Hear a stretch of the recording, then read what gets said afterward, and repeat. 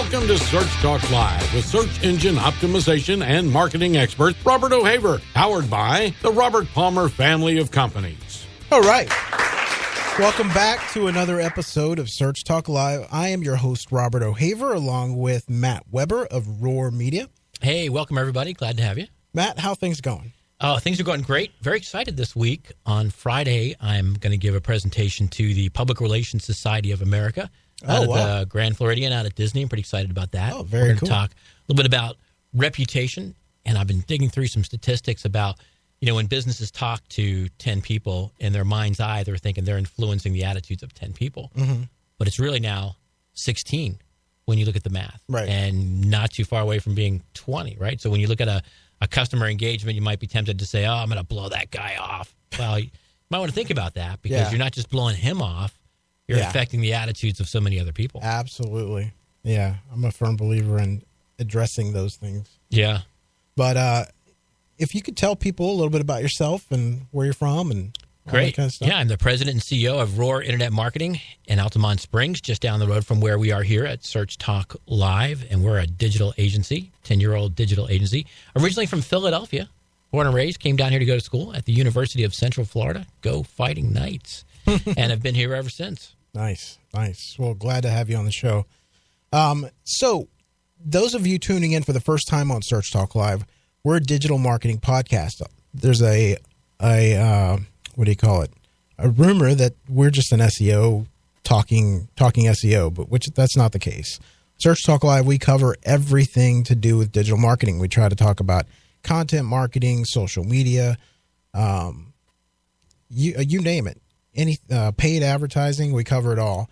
And we've had probably the most influential people on our show to give the best advice and try to give you something that's not going to hurt you in the long run, because we're here for the long term, not for the short term. We want to help everybody we can and get the word out on the proper way to do things and make you better online as far as an advertiser or a webmaster. Yeah, and this is a maybe. notebook show. I mean, you got to have a piece of paper and a pencil or a keyboard ready when you listen to the show.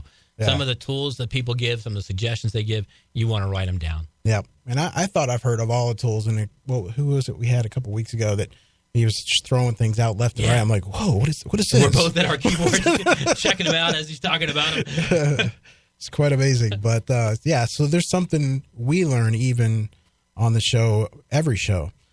So there's never a dull moment for us, and we're geeks. So that's how it rolls. Yeah, and today is no exception either. Yeah. Today we're going to be talking about lead nurturing, email automation, and how the proper way to do these type of things. But our guest is from a company that really needs no introduction. I mean, they've been around for a very long time and are well respected in the industry. Our guest today is Marwa Greaves. Marwa, how's it going? Good. How are you guys doing?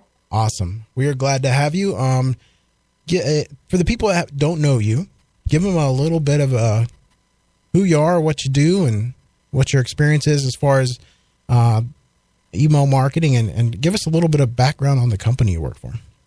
Sure. Yeah, absolutely. So I'll start with kind of giving an introduction on Hubspot for those people that don't know.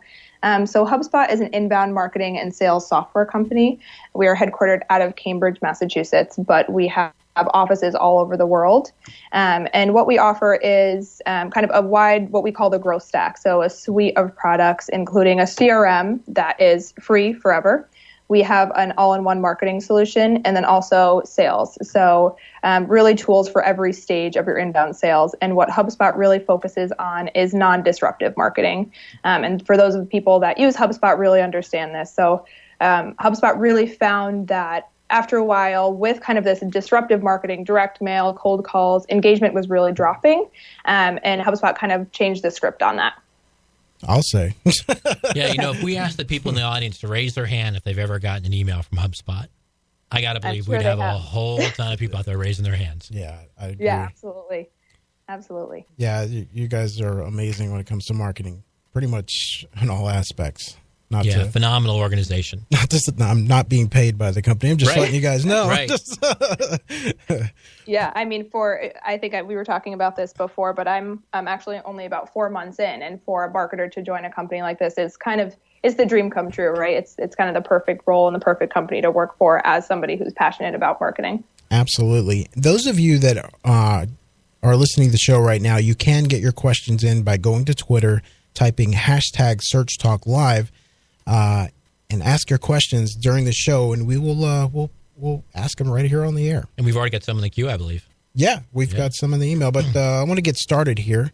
Let's go over some really good advice from you as far as when someone wants to do a marketing campaign online and how best to do it, how to approach it. Yeah, absolutely. I mean, you really want to understand what your goal is and who's the audience that you're dealing with. So, people talk about segmentation over and over and over again, but that is really where you want to start. Mm-hmm. So you want to understand your audience.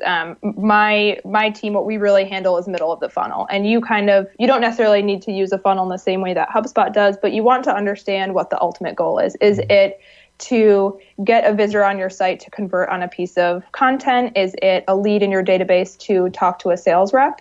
And then once you understand that, you really want to just provide the best value to that prospect or lead or customer in your database. And that's really where you want to start. You want to start with segmentation. You want to understand the goal. And specifically for email, you need to have a good template. It's kind of email 101, but I think you need to have a good tool to start with as well. You need to understand your workflow and just really dig into the strategy, the goals of those workflows, and what you're ultimately trying to accomplish with that audience. Right. Well, about segmentation, I think you're right. It's got to be one of the biggest buzzwords in email marketing, segmentation. Right. But for somebody out there that's got this giant email list that they've acquired either through a form on their website or maybe they do events, where's the starting point for them for segmentation? How can they get some attributes attached to that data so they can begin to segment it? Yeah, I mean, so where you really need to start is where you're collecting information on your site, because that's where you're gathering it. So you really want to work with anybody that's, depending on the size of your company, the email marketer might actually be the person that's creating the landing pages and creating the forms on your site as well. So where you think you'll see the most benefit, is it company size? Is it job title? Is it the department that they're working in? And make sure that you're capturing those pieces of information when it's appropriate on site. If somebody's just subscribing to your blog, say if you have a blog, then just ask for their email. You don't want to give them a 25 field form when really they just want to subscribe to the blog. But if that's where you want to start and you want to segment by, say, VPs versus entry-level positions and you want to target differently, make sure that you're collecting that information on site. Yeah, that's some good advice. Now, one thing, if you are a blogger, you need to be collecting email addresses, whether it, whatever topic it might be that they're submitting that request on, you need to keep that information so that way when you're posting to that, say, category or whatever it may be, hey, those people get that interest. They don't get, the weather for tomorrow. Yeah. And are you personally more hesitant to give up your email address online today than you were 3 years ago, 4 years ago? It depends. I mean, if it's something I'm interested in, I'm very picky about it.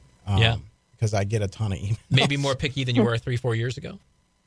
Oh, yeah. Yeah. So how does someone get around that as a marketer? What do we have to do to induce someone to give up their email address? Because it's now a commodity, right? People look at their email address as a commodity, as information. And what are you going to give me in exchange for that? Yeah, absolutely. And I mean, that goes back to just inbound marketing and sales that HubSpot kind of preaches, is that you have to provide them with value before they're giving up their email address. So you have to prove that not every blog post is going to be gated, but you really need to provide tools and resources that people want to read, because it's very unlikely that somebody's giving up their email address if you haven't proven value to them first. Absolutely. And I have to say, I have to add to this, to what you were asking a while ago, is just a couple weeks ago, not to get into politics, but Trump signed an agreement so that people can start selling off your information. And to me, that's scary. So before I sign up for a mailing list, I need to see the privacy policy for that company. Because before, I used to ignore it, but I think now it's even more important, because otherwise it could be crazy. Well, let's go one step further. And how many people have 1, 2, 3, 4 email addresses, and they're now selectively using them based on what they're being asked to give up. So, yeah, I'll give you an email address. Might be the one I check every 3-4 days or 5 days, but I'm not giving you the one that I check most often. Right. That's a good point. How do you feel about that? Yeah, I mean, I think what it really comes down to is having a clean and robust email preference center too. So what we try to preach, and when I was previously at TJX, what we did is if we saw that somebody was no longer engaging with emails, we would go ahead and ask them, hey, is the frequency too much? Are we mailing the wrong address? Do you want to update your email preferences? That's and that's really a great way to do it. If you can just really, if somebody's disengaging, you can either flat out ask them, hey, do you no longer want to hear from us? You can bring down the frequency of your emails if you have a robust email preference center. And then it's another great way, again, to gather information. Then they're saying, oh, actually, yeah, I gave you my personal email address, but now I'd like it to actually come to my professional email address. And they can have the opportunity to change that, to change the data. And sometimes I think, especially for retailers, you can then ask, hey, what's your birthday? We'd love to send you a 20% off coupon or whatever it is. But you really need to have the back end technology to be able to handle that. Absolutely. And I wanted to add to that. I mean, since that came across a couple weeks ago when he signed off on that, I think even more important as well when you're trying to grab people's attention or grab their email information is to have, even if it's just a little snippet of that privacy policy where they sign up for that form that says, hey, we're not going to share your information. Yeah, or communicate what you are going to do with it. You got to manage expectations. Yeah. Hey, we're going to email you once a week. We're going to email you once a month. You're going to get this. If you ask people to just give their email address up for something that's unknown, they're going to be less likely to do it than if they have a full expectation of what they're about to get. Mara, am I wrong there, or what are your thoughts? No, not at all. I think what people can really do that's smart is create kind of a welcome series when people when people initially give their email address, right? So when somebody's first interacting with your brand, make sure that the first email that they receive or the first 2 or 3 really paints your brand and your business in the best possible light. And like you just said, set the expectations. How frequently are they going to be hearing from you? What's the type of content that they'll be getting? Where can they find resources if they need them? And create that relationship right off the bat, because when they can trust you from the first time they give their email address, it creates a really kind of lasting relationship from them and further. Yeah, I agree. Yeah. Hey, how about if we get all the buzzwords out during the top of the show? So I think the next biggest buzzword in email has got to be deliverability, which is absolutely. So there's a lot of research online that says as many as 20% of all emails never get to the recipient's inbox. Do you agree with that number? And if so, what are some things that people can do to increase their deliverability? So if 20% of your emails aren't getting to the inbox, then you have a bigger problem, to be honest. Deliverability is what I like to call kind of the unsexy side of email marketing. And I think any good email marketer needs to understand both parts. So you really need to be able to write copy, understand strategy, but you also need to understand deliverability. I think whatever tool you decide to use should give you insight into that. But you also, when you're choosing the tool, really understand that process. And I think it goes back to, do you have a singular IP? Are you on a shared IP? So if you're a brand and you're on a shared IP, somebody else who is having deliverability problems, maybe they purchased a bad list, that can actually affect your deliverability. So what I would say is 20% is not good. I try and aim for 99 to 99.5% delivered emails, but it's all about doing the research before you sign on with the tool, understanding what your company needs. If you're a huge, retailer and you're sending a ton of email, then you need a dedicated IP, 1, 2, or 3. With that being said, you might have one IP address for really engaged email subscribers. And if you're running a re-engagement campaign, you might actually want to email them on a separate IP so that you're not faulting the reputation that you've built on that good engaged IP address. So I think it's really about understanding, doing your research, and then building from there. That's pretty interesting. I had not thought about that, using a different IP address for re-engagement efforts. Yeah, and it also, if for some reason you're blacklisted or something, that's not going to affect your main thing. And I think a lot of people don't realize that large email providers, AOL, Yahoo, Google, they use recipient behavior as part of their algorithm for determining what gets delivered. Would you agree? Absolutely. Yes, absolutely. And what they actually do is, say I had an old AOL account that I deleted, AOL might actually revive that email address to see if anybody is still emailing them, knowing that it's since been deleted, and that's how they'll catch you in a spam filter too. So really make sure that you're cleaning up your list. I think you definitely want to read over your canned spam laws. I think it's about 7 business days that you have to unsubscribe somebody. But if somebody is consistently not engaging with your emails, if somebody has hard bounce, and it's kind of up to the email marketer, but if somebody has hard bounced once or twice, remove them immediately from your list and just be smart about it. Yeah. Yeah, I agree. Got to move quick. Make the opt-out easy. Absolutely. Yeah. Although that's not what we want them to do. But right, yeah. You can't be all things to all people. Right. And as soon as you recognize that as an emailer, then you're going to be much better off. You try to cater to everybody, you're going to lose. Yeah. Absolutely. Yeah. All right. So let's get to some questions here. Let's see. We've got... all right. We've got a question from Tova Miller. Actually, several questions. Who is doing email well these days? Who would you say was doing? Yeah, that's a good question. And I think, again, any good email marketer, I would say subscribe to as many email programs as you can, as annoying as it is, and we talked about. Some retailers that are doing email well, Kate Spade has great, clean emails. Nike, if you actually look at their email templates, they probably only use about 3 email templates that are responsive and change based on how you've interacted with their site, what you've browsed. So they are really smart about their emails. It's a really clean template. Spotify has great emails. Their year in review. Lyft is another one. For some B2B companies, I think Litmus is, being who they are, great email program there, and also Movable Ink. Somebody else that I read every day that is basically as simple as it gets, but it's The Skim. I would say that their newsletter, it's the daily newsletter that goes out, is probably the cleanest, highest delivered from what I've read email list kind of out there. So I would say what's common among some of those examples that you give? What are some of the things you see that are common elements? Yeah, I mean, these are just really clean, responsive designs. I think they are easily digestible on mobile. A lot of people who aren't designing mobile first are going to be in trouble. Movable Ink, because of what they do, they're kind of off in their own category. I'm not sure if you've heard of them, but they kind of change the email based on at the time of open. So if you have a different language preference sent on your phone, you can actually change it. What they do is change out the image at the time of open. If you have German set as your language preference on phone, it'll change out the image to that.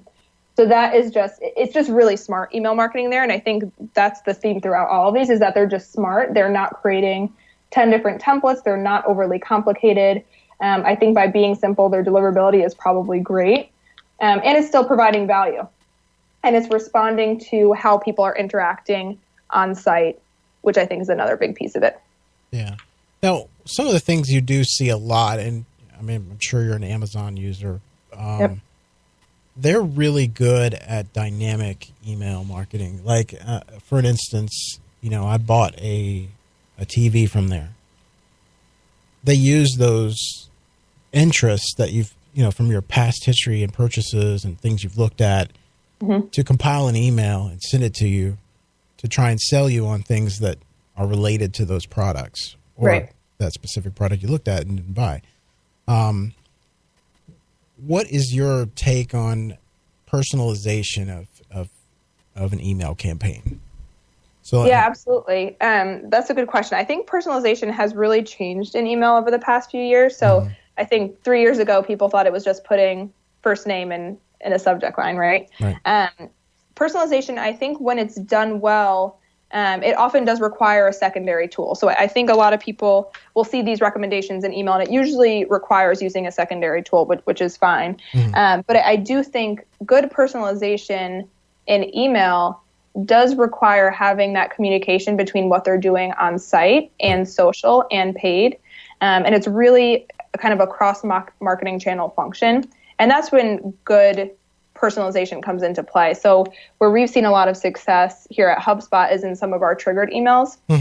So somebody views our pricing page, and it doesn't necessarily need to just be an external email. We actually can then send an internal notification to one of our sales reps that say, hey, this high value lead just viewed the pricing page. You should probably reach out. And that is personalization in a different way. And I think it's kind of a larger scope and can really benefit the entire company rather than just the email marketers. Sure. I think who's the opposite of that, and I'd like to talk to them someday, is Groupon. Groupon sends emails to me that have absolutely nothing to do, not only with anything that I've ever bought, but my gender and things that I will never buy because of my gender. And they send me emails for places that I'm never going to visit because they're 100 miles away from where I live. Yep. And I don't understand why. They must know. Do you buy anything from it? From their emails? Occasionally, yeah. Okay, then. But not all the things that are in that email. Right. Yep.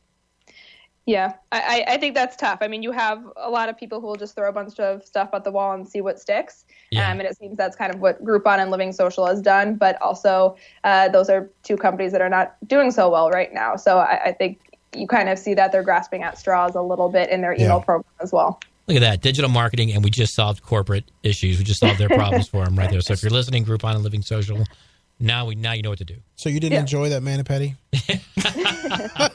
Kidding. No. I think we should talk a little bit about testing because, where do you get to the end of these conclusions that we're talking about is you got to start somewhere. You got to start with a test.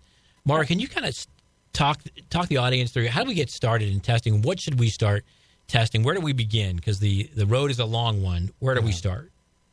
Yeah, I mean, that's a great question. There are so many different places you can test. I think obviously the first that comes to mind is subject line testing. Most tools kind of allow for that. You really want to start small and you want to make sure that you're testing one variable. So again, keeping in mind, what is the ultimate goal? It's something that I read a couple months ago. It was actually on a massage website, and somebody just changed the copy of the CTA to book a massage to book your massage, and saw a 25% increase in conversions of book massages. Wow. So it's things that are simple as that, as testing copy, and start small. I think what a lot of people do is they test two different emails and it has a different subject line, and one has an image and one is text only, and one is coming from a sales rep and one's coming from a marketer, and their CTAs are different colors and it's different copy. You want to start small because you really want to understand where you're getting lift.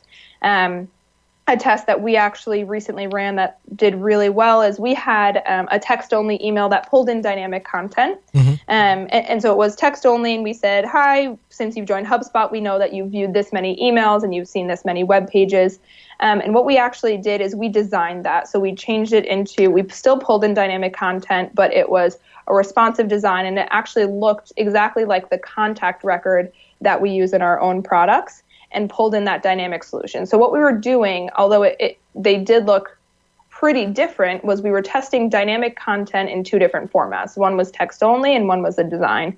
And what we found, we had 3 times the click-through rate actually through that designed email than we saw in the text only version. So I think anybody that is thinking about testing, again, start really small, understand what your goal is, and what levers do you need to pull to kind of get to that ultimate goal. So is the goal to increase conversions? Is the goal to increase just click-through rate instead of conversions? And that's what you really need to understand, because if it is conversions and you are actually pushing them to a landing page, make sure that in both tests you're actually pushing them to the same landing page, but the CTA is different if that's what you're trying to test.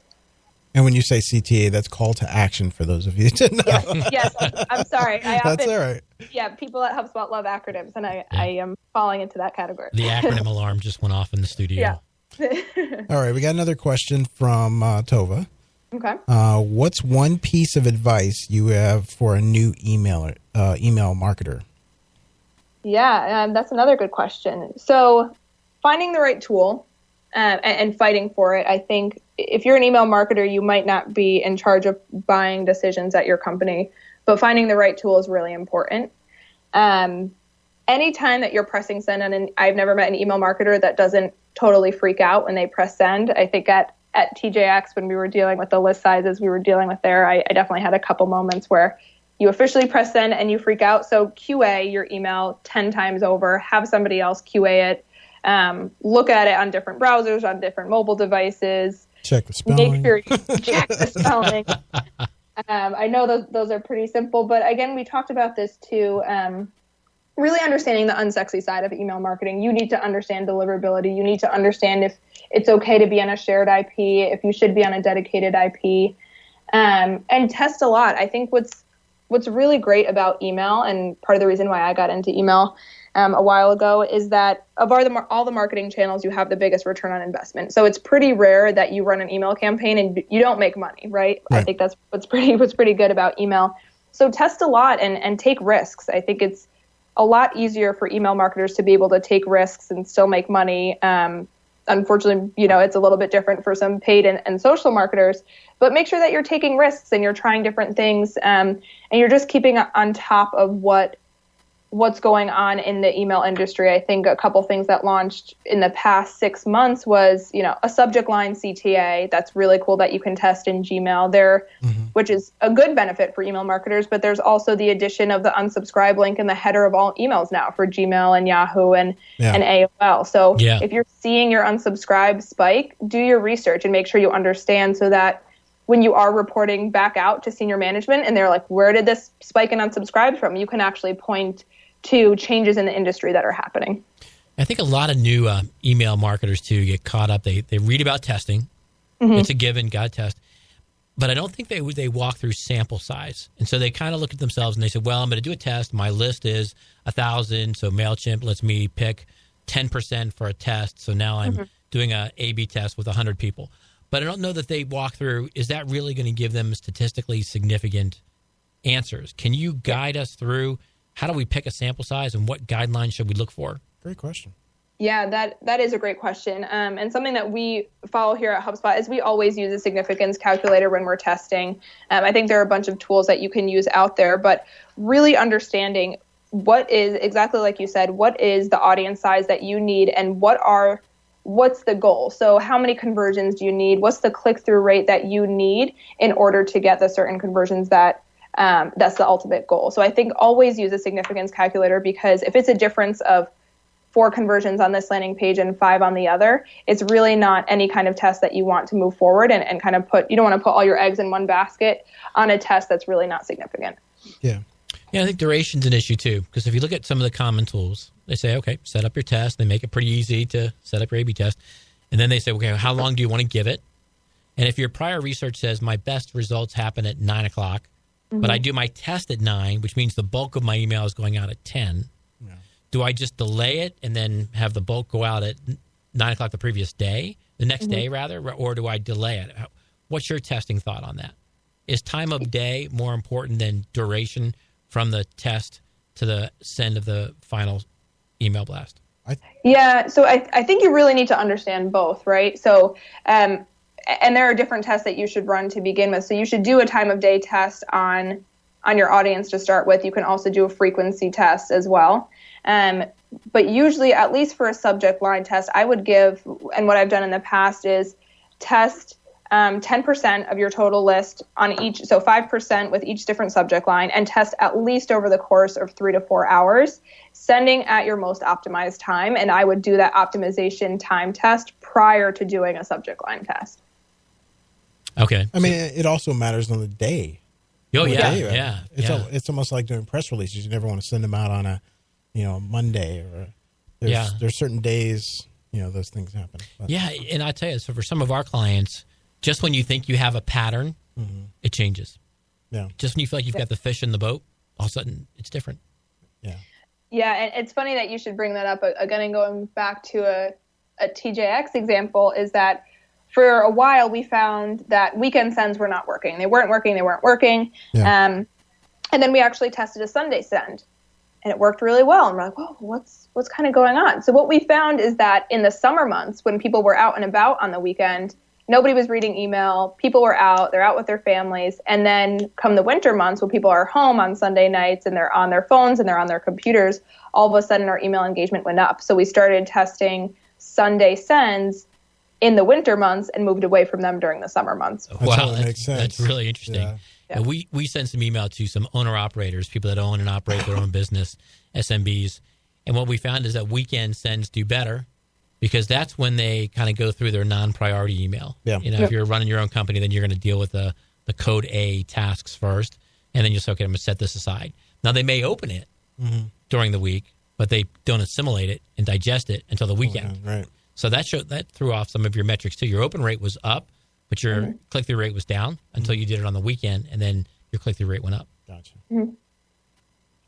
Yeah, so those are all factors. I mean, it's really constant test, multivariate testing, you know? Definitely. Absolutely. All right, let's see. We got another question. What is your favorite campaign that you've ever created and why? Well, that's another good question. So I didn't really go too much into kind of my history and where I was before HubSpot, but I was actually at a company called Bevspot, and they created bar management software, really small tech startup in downtown Boston, and a really cool campaign that we created. So we actually created this bar profit analysis tool. And what people did, bar managers, they came in, they used the tool, and they entered in their sitting inventory for the bar, their pour cost, and their annual sales. And we basically gave them a score based on data that we already had in our system and said, this is how you compare to the fellow bar manager competition out there. And they could receive an A, B, C, or D. So that was kind of all site. We were part of, it was a small team creating that tool together. And then from there, we created separate email workflows depending on the grade that they received in the tool. And each kind of campaign had different content. They had different tips and tricks. And we had it come from a dedicated bar profit expert. So this campaign was basically like, hey, you received a C on your bar profit analysis. I'm here to help you over the next 3 weeks, get you to an A or get you to a B. And so it was really unique tips and tricks in each of those campaigns. And that worked out really well for us. It was really involved. It involved, obviously, site involved using our data analysis team. But that was probably the coolest campaign that we ran. And I think because it was so involved and because it involved so much data, and especially at a company like that, and I was also at a tech startup called Bullhorn. Anytime that you can give comparative analysis to what people might find as competitors, people really eat that up. So that's something I would definitely recommend for any kind of, small businesses out there. Any kind of comparative analysis always works really well. That was a really cool campaign. Yeah, and those really is a good lead into the, conversion funnel if you're trying to get leads out of that or clients. And more, was Bullhorn a staffing solution software? Yes, they are. Yep. They were cutting edge when they came out. Yeah, absolutely. That's kind of where I got my first foray into marketing, and then was there for about 3 years, then moved to TJX. I was also there for about 3 years. Then went to Bevspot, like I said, really small, kind of scrappy startup, and then landed here at HubSpot. Nice. Wow, great career. Yeah. Let's elevate it just a little bit because I kind of grew up in direct marketing. Maybe I shouldn't say that. Kind of gives a clue to my age. I grew up, we used to talk about the big three, the offer, the list, and the creative. And of course, back in the day, we'd always say we would much rather have the right list and the right offer than the best creative. If you had to sacrifice one of those, how do you feel about those big three in relationship to email marketing? Same thought apply? Yeah, it's really interesting. I think I would have to agree with you. As much as that kind of pains me to say, I don't know that I'd want to give up any of that. But I think if you don't have the right audience, there's really no point. Your creative could be the best out there, and that doesn't matter. If you don't have an offer to stand on or a product to stand on, that also doesn't matter. Creative, I think you can kind of get away with, and we're seeing actually a lot of success right now, especially in automation, in just text-only emails that are coming from the sales rep. They are automated and they are technically coming from marketing, but we have them coming directly from our sales reps so that they can reply, they can book meetings directly with them, and there's actually no creative involved whatsoever. And what we're doing is just providing value, just reaching out, giving them a really powerful statistic, giving them a piece of content and saying, hey, you viewed our pricing page. Do you think it's time to chat? And we're seeing some great conversions off of that. So, yeah, I would have to agree with you on that. Nice. And people have so many choices today at their fingertips. So offer development is even more important today than it was 5 years ago. Because whatever you want to buy, you've got options to get it. Right. Just real easy. I know Amazon being the biggest, right? It doesn't matter what you want. It's probably at Amazon. Yeah. So how somebody else packages what they're offering and how they present it to you is key, because you got a plan B. Absolutely. There was one thing I wanted to bring up a while ago, and I didn't get a chance to, but if you can build the list, your marketing list on your own, there's you can go out and buy lists, and some of them are great and some of them are but if you're a small business and you're just going to go out and, hey, I want to buy a list of people that are all interested in, big screen TVs or whatever for the just for an example. You can throw a list into your Constant Contact or your MailChimp or whatever, but if you don't have a solid list, chances are that they'll close down your account. Right. I've seen that a million times. Yep. Yeah, I have actually never seen this work out well, so it's something I personally would try and stay away from. HubSpot actually does not allow any of their customers to purchase lists and upload them into the tool. I think it can really hurt you in the long run, because Absolutely. You can, if you purchase a list and it happens to, there are old email addresses in there, you completely hurt your deliverability and you just kind of kill your reputation. There is no way of getting that back. Yeah. I recently was just, as an email nerd, reading up on the canned spam laws again. And for every email that you illegally email, you can be charged $16,000. Holy Yeah. So if you think about yourself as a small business, is it really worth purchasing that list? Or can you spend a few weeks creating some great pieces of content and organically capturing email addresses that way? I was trying to be politically correct when I said there might be some good lists out there. Yeah. With fines that big, I think the federal government has a revenue source. There's plenty of people that they can go after based on what you kind of see in your own inbox. But it's so important. I mean, it's almost a good example is going out and buying Twitter followers. That just doesn't make any sense. That's not your customer, Right.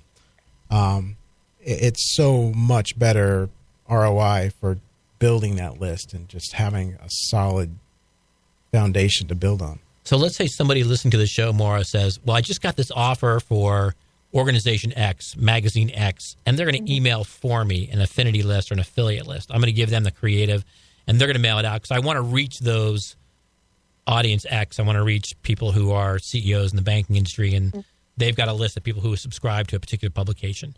What's your thought on that technique? Yeah, absolutely. I think co-marketing office can work really well, actually. It's something that we've done in the past at BevSpot. We had a really good partnership with Liquor.com, actually, where they emailed from their tool, from their IP address, but it was just reaching a very similar audience. And I think if it's somebody that you know is a trusted source in the industry and they're sending from their own tool, again, if they wouldn't be risking their own deliverability and their own reputation to their audience if they didn't agree with the product or the offerings that you're giving up. Right. So I think creating co-marketing partnerships like that is actually really great and probably one of the best ways to get net new leads into your system. Did she say liquor, LIQUOR.com? Yes. Yes, liquor.com. Yes. That's a great list. Great list. They're probably very responsive. Oh my God. Okay. Now here's another question on that note. How do you track your email program successfully? Yeah, that's another good question. I think obviously there are the everyday metrics that we look at. There's open rate, there's click-through rate, there's click-to-open rate, which I always like to report out onto because, click-to-open rate really gives you can say whatever you want in your subject line, but click-to-open rate actually gives you insight into, of the people that opened my email, did I deliver my promise on that subject line? Obviously, you want to look at your unsubscribes for, B2B companies, your conversion rates. I think another big thing is understanding your close rate. So if you have a sales team, it's not just about delivering the best MQLs or marketing qualified leads. Mm-hmm. You really want to actually get in touch with those sales reps and say, hey, are those marketing qualified leads that I'm passing on to, are they any good? Or are none of them turning into opportunities? Are none of them closing? Because then you need to go back and really revisit. Another big one to look at that I think sometimes people overlook is understanding your disengagement and understanding your overall list churn year over year or month over month, because it's hard to get insight on an email to email basis of how many people are unsubscribing. But if you're seeing, in the past, I think an overall list churn, a good metric is around 30%, which seems like a lot. But That's kind of the average right now. If you're seeing much more than that, that's something you really need to focus on too. So if you're seeing a ton of disengagement, people are churning you over year, you don't have, especially if you're a retailer, if you don't have customers and loyal fans that are coming back to you month over month and year over year, you really need to try and refocus your value prop there. And that could be a lot of things too. I mean, it could be the frequency that you're sending it out. I mean, you really have to evaluate that. Totally. Yeah. So we got to take a break for our sponsors real quick. Find the true value of your home when you log on. HomeValue.com. Search Talk Live is sponsored by the Robert Palmer family of companies. Check out robertpalmercompanies.com for more information. All right. Those of you tuning in, we are talking to Marwa Greaves of Hubspot. She is a expert in digital marketing and lead nurturing, lead nurturing is one of the things I wanted to get into next. If you have a question, go to Search Talk Live. Go to Twitter and type in hashtag Search Talk Live with your questions, and we will answer them live on the air. All right, Mara. Sorry about that. No problem. Hey, can we talk video for just a second? What role can video assets play in a good email marketing program? Yeah, that is a great question and something we're tackling actually a little bit last quarter and in Q2 is really developing a stronger video strategy kind of overall. I think what you really need to understand with video too, and something that we just tested that went really well was actually personalized video. So we worked with a company called Vidyard that creates personalized video. And basically what it does is brings in whatever kind of information you have on a contact. So it could be first name, it could be their email address or company size, and personalizes it on different aspects of the video, which is pretty cool. And so what we found is that video was absolutely great at driving engagement. It wasn't as successful as driving conversions from what we saw. But I think, I still think that there is a great place for video kind of throughout your funnel, and there needs to be a full video strategy. So if you have a video that's great at driving engagement, then maybe test that on your automated re-engagement campaign to get people back interested into your one-off emails or whatever you're sending. If you have product or demo specific videos, that feels more bottom of the funnel. That feels like you really want to target your high value leads when somebody's ready to talk to sales, when they're at the point of conversion. So I think video is absolutely great when it's used correctly and when you, again, understand the goal of the video. Is it just to pique people's interest and get them to click through your email and get them reinterested in your brand? Or are you actually wanting to heavily show your product and convince them that, if people are in their kind of comparative phase and looking at different products, then that feels more bottom of the funnel. I think you really need to understand what the goal is. Very good. Yeah. Are you linking to that video or are you embedding the video in the email? Yeah, so I've had I wouldn't actually recommend, and people can correct me on this, but I wouldn't recommend embedding the video in the email. I've seen a lot of deliverability issues on that. So we're just including, for the Vidyard video, we included a personalized video thumbnail with a play button image right on top of that, and people just knew to click through, and it opened up on a landing page where the video automatically played. Nice. Yeah, I mean, that's good for, if you get people that have text-only and emails and stuff like that. Right. Let's say now let's get into nurturing. Let's start with maybe cart abandonment, and then in a lot of I see this as a failure in a lot of companies where an e-commerce site, they don't have that cart abandonment or or they're just not following up with their clients. But can you walk us down kind of a strategy for that and how that works? Yeah, absolutely. So I think, to your point, anybody that doesn't have a cart abandonment or a browse abandonment email, especially if you're a retailer, I mean, that is low-hanging fruit where you'll see the highest return. And so I would say before you even focus on kind of your take a break from your one-off sends that you're doing, your one-off blasts, and get your triggers, what I call them triggers, in place. So cart abandonment, I think the biggest thing to do with an email like that is to really actually test the timing of that cart abandonment. So we ran a test like at TJX where we were initially sending it 24 hours after the customer had abandoned a cart, and we changed that to 1 hour. and I think saw a 50% increase in conversion. Wow. Just by changing it from 24 hours to an hour. There were kind of some technical difficulties that weren't allowing us to send it as quickly as we wanted, but once we made the change, it was really night and day. So I think understanding that.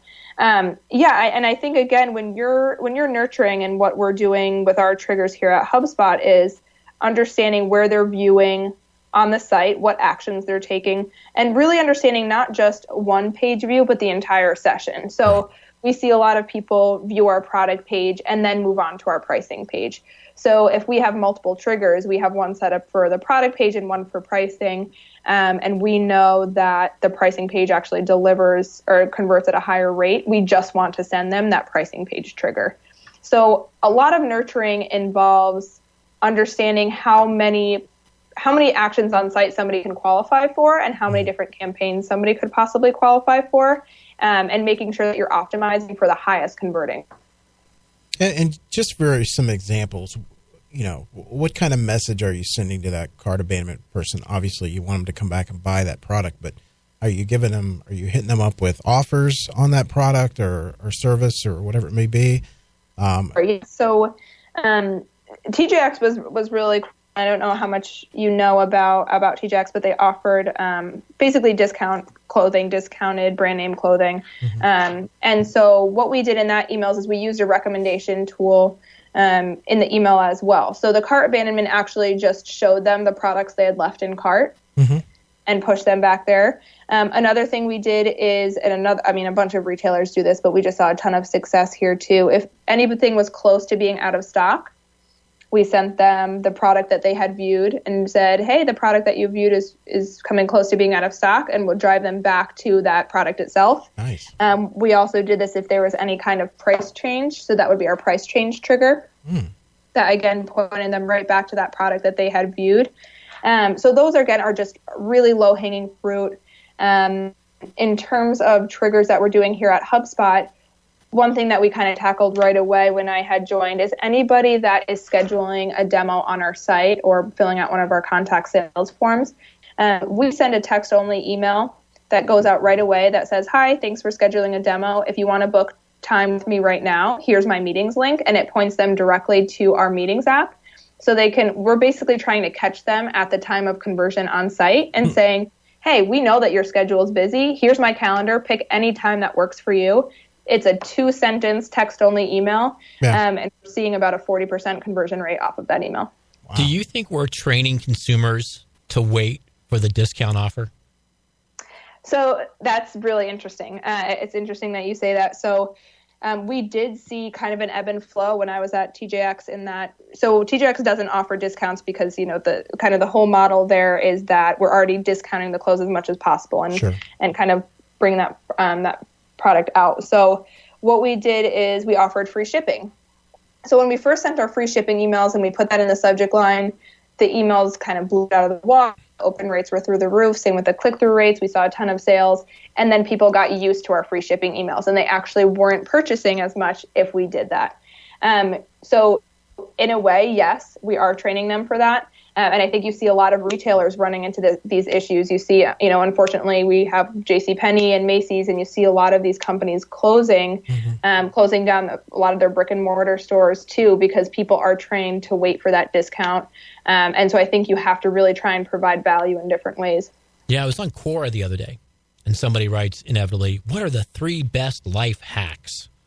And answer number 3 was, when you go to an e-commerce site, put it in the cart and don't buy it and wait for the coupon code to come. And so I thought, wow, that's fairly well known if people are writing about it in those terms. It's probably a marketer. Yep. Yeah, let's see. We got any more questions? Can you give us a little bit of guidance on selecting an automation tool? It's a big decision for folks out there that are just getting into automation, and boy, there's a lot of choices out there. Can you help them narrow it down just a little bit? Yeah, HubSpot, right? Okay, that's the answer. Duh. Thank you very much for coming. Right. No, I'm sure you knew I was going to say that. I really think people need to do their research. If, anybody that really understands HubSpot, we really focus on the small and medium business market, and that's really what we've tackled. But I think you need to understand if you're larger than that, HubSpot might be the right choice. But I think you really just need to do the research. How often are you mailing? What's the size of your database? Do you need a CRM? Do you need the sales tools? Do you even have a sales team yet? I think what's, obviously I'm going to plug HubSpot here, but what's great is that you want to use a product that offers an all-in-one solution. True. HubSpot really understood that, and that's why they've moved to this growth stack where we offer a CRM, a marketing all-in-one tool, and also a sales tool, because it's very rare, and it's actually pretty rare for somebody to be able to use one tool, one all-in-one solution. You see a lot of people piecing together different solutions, and you have your sales team signing into one product and your marketing team signing into something else, and your paid marketer using a different tool. And it really becomes completely disjointed, and it's almost impossible to be able to report out on those campaigns. Sure. So I think really trying to find an all-in-one solution, and truthfully, I think HubSpot is kind of the only one that's doing it well right now. Yeah, you do have to future tense it a little bit. You have to think through, maybe I don't need these features right now, but you got to future tense it. Maybe I will, because if you try to plug and play a bunch of different programs, it's going to become a lot more complicated than it really needs to be. Yeah, and I think working, getting into, the support and the sales team and really explaining that to them, like, hey, I just need marketing right now. Our sales team isn't scaled up, and finding a solution that will work with you and really wants to actually help your business grow. I think that's one thing that HubSpot does really well is, hey, I'm not going to push you on our CRM or sales until you're ready. But when you are ready, it's a pretty streamlined process to plug that in and get going the next day. Now, having been the recipient of many HubSpot emails, I have to ask, do you experiment with different from names? Yeah, that's a good question. So what we're doing right now, and I think I've touched on this a little bit before, is we have some text-only emails that are coming directly from some of our sales reps. So for our high-value leads, and kind of the goal of my team is we really work in the middle of the funnel, right? So what we tell sales reps and how we try and build that relationship is like, hey, our goal is for you to come in to look at your calendar and for your entire calendar to be filled up with amazing meetings with great prospects, and you didn't actually have to do anything. Everything happened through nurturing and automation, or you have replies directly from emails that are sent from marketing, and they're replying to your inbox, and you didn't have to do anything. All the prospecting, the nurturing was done by our marketing and automation team. Wow. So yeah, we have experimented in that way. We have it coming directly from reps, and that's been working really, really well for us. And I think that it builds trust with your sales reps too, right? So they understand like, hey, we have the same goals in mind, and I'm going to be working really closely and directly with you, making sure that not only do you have a calendar full of meetings booked with leads, but that they're good leads and you're closing those deals. And if not, maybe we can change up our segmentation a little bit to figure that out. Yeah, on the receiving end, if you're getting a lot of emails from John Smith at HubSpot, John Smith at HubSpot, John Smith at HubSpot, then all of a sudden, 1 week, you're getting one from Mary Andrews at HubSpot. Mm-hmm. It's a little pattern interrupt, and I think it just casts your attention a little bit higher on the email.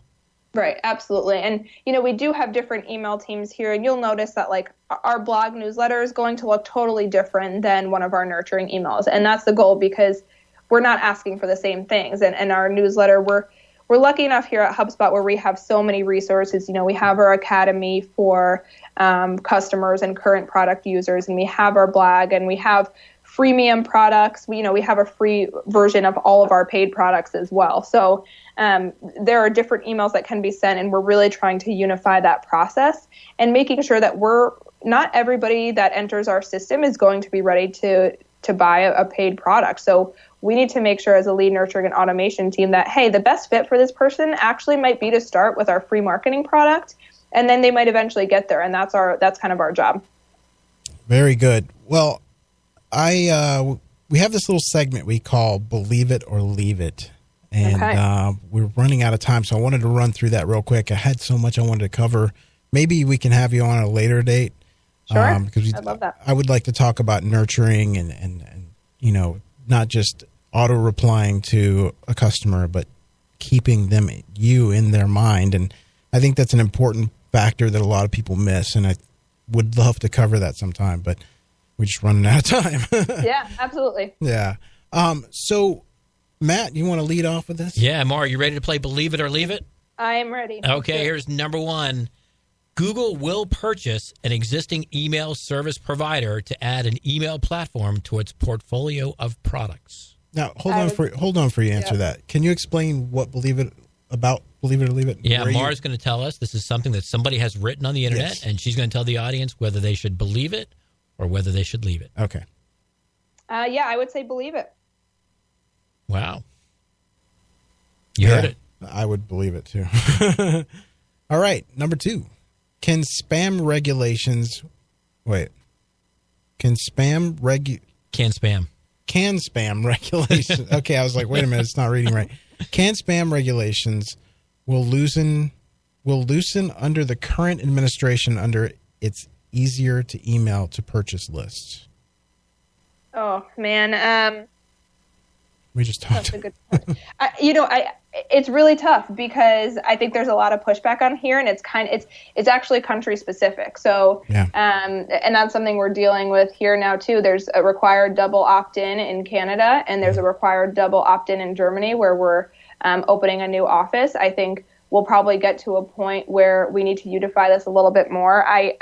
I really hope email lists aren't going to be sold here and there, but it's all up in the air at this point with with our current administration. Luckily, Google's privacy policy, I think, they will stick to it, because if they ever were to sell our information, they know everything about right? us. So Yeah, that would be scary. Okay, here's your last believe it or leave it, Mara. By Okay. the end of 2018, companies will spend as much money and time on texting as a marketing channel as they currently do on email. Ooh, that is another good question. We actually did a texting campaign at TJX. I'm going to say no. Oh, leave it. Yeah, I say leave it. I think texting is really hard. Texting, and the campaign that we ran at TJX involved so much legal debacle. I think a lot of companies are going to run into the same thing. People might test it once and realize it's too much of a hassle. Yeah. Okay. Good stuff. Great opinions. Yeah. Well, Mara, I want to thank you for being on the show. It's been great to have you on. So much good information. Like I said, we didn't have enough time to cover it all, but Sure. fantastic. You're very knowledgeable in your field, and I think a lot of people are going to benefit from listening to the show. Great. Well, thank you so much for having me. This has been a ton of fun. All right. Thank you very much. All right, guys. Another episode of Search Talk Live is coming to an end. I want to thank everyone for listening to the show, the 40,000 plays they've played the show, and the people that are following us. Please go to Spreaker.com. I always mispronounce it. Spreaker. Sign up there to follow us there. You can listen to all the shows that come out. You'll get an email notification there, or you can go to our website and sign up for the newsletter there, and we will send you an email. I might have to get with HubSpot on my whole email campaign because it sucks. Just kidding. But we won't sell your mailing list or anything. And or we will not email you more than once an hour. Yeah. It's once a week, actually. So just to let you know what's coming up for the shows. Follow us on Twitter. You can also anytime #SearchTalkLive and ask your question. We will try to get it asked on the show or during the show, or we'll add it to the next show. And anything else you want to add, Matt? No, if you enjoyed the show and if you got something out of it, and share it with somebody else. Yeah. Let somebody else benefit from it. So share it on your own social media if you found a tip that really helped you. Yeah, that's some good advice. And again, you can also email Matt at Search Talk Live or Robert at Search Talk Live anytime. If you want to keep it private, then we can answer your emails, your questions off the email. But how much time we got? We got 2 minutes? I shouldn't have said that all live. But anyway, be sure and follow us on Twitter. Go to, we're on Facebook. You can go to Search Talk Live, listen to previous episodes of the show. What about next week? We got a good show coming up next week, right? Yeah, I was trying to pull that up. Let's see. Yeah, next week we have paid search expert Maddie Carey. This is going to be your neck of the woods because you're we're going to be talking about paid search and some good strategies there. Then followed by that is Dixon Jones. He's a marketing director at Majestic. Anybody ever heard of Majestic? Oh, wow. I'm pretty excited about that one. As that's a tool I use almost daily. Yeah. So yeah, we're looking forward to we got a lot of great guests coming up. We've had a lot of previous guests. We've had Rand Fishkin, all that stuff. Please go to our site, check out the old episodes, and thanks for your support. We'll see you next week. Bye-bye, everyone. Bye. Find the true value of your home when you log on. Homevalue.com. Search Talk Live is sponsored by the Robert Palmer family of companies. Check out robertpalmercompanies.com for more information.